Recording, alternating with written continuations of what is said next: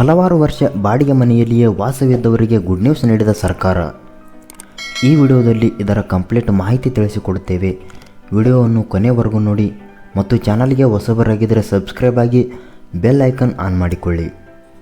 ಪ್ರಧಾನಮಂತ್ರಿ ನರೇಂದ್ರ ಮೋದಿಯವರು ಈಗಾಗಲೇ ಸಾಕಷ್ಟು ಯೋಜನೆಗಳನ್ನು ಬಡ ಹಾಗೂ ಮಧ್ಯಮ ವರ್ಗದ ಜನರಿಗಾಗಿ ಜಾರಿಗೊಳಿಸಿದ್ದಾರೆ ಹಾಗೂ ಕೋಟ್ಯಾಂತರ ಮಂದಿ ಜನರು ಇಂತಹ ಯೋಜನೆಗಳ ಲಾಭವನ್ನು ಕೂಡ ಈಗಾಗಲೇ ಪಡೆದುಕೊಂಡಿದ್ದಾರೆ.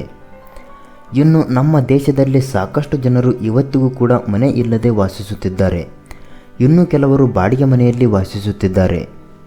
ಇತ್ತೀಚಿನ ದಿನಗಳಲ್ಲಿ ಮನೆಯನ್ನು ಕಟ್ಟಬೇಕು ಅಂತ ಅಂದರೆ ಅದೆಷ್ಟು ಲಕ್ಷಾಂತರ ರೂಪಾಯಿಗಳು ಖರ್ಚು ಮಾಡಬೇಕಾದಂಥ ಅಗತ್ಯವಿದೆ.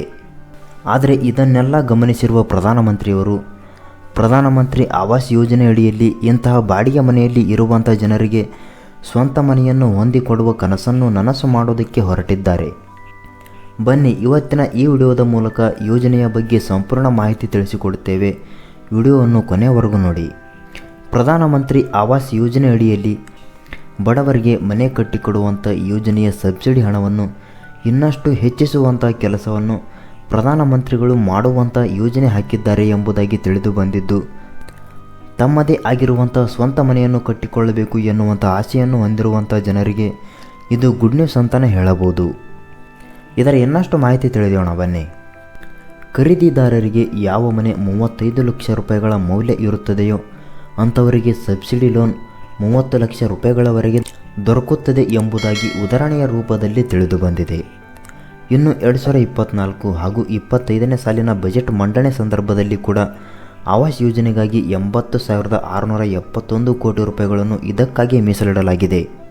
ಆರ್ಥಿಕ ಮಂತ್ರಿ ಆಗಿರುವಂಥ ನಿರ್ಮಲಾ ಸೀತಾರಾಮನ್ ಅವರು ಈ ವಿಚಾರದ ಬಗ್ಗೆ ಮಾತನಾಡುತ್ತಾ ಬಾಡಿಗೆ ಮನೆಯಲ್ಲಿ ಹಾಗೂ ಕಾಲೋನಿಗಳಲ್ಲಿ ಇರುವಂಥ ಜನರಿಗೆ ತಮ್ಮ ಸ್ವಂತ ಮನೆಯನ್ನು ಕಟ್ಟಿಕೊಳ್ಳುವಂಥ ಕನಸನ್ನು ನನಸು ಮಾಡಿಕೊಳ್ಳಿಸುವುದಕ್ಕಾಗಿ ಸರ್ಕಾರ ಈ ಯೋಜನೆಯ ಮೂಲಕ ಸಹಾಯ ಮಾಡಲಿದೆ.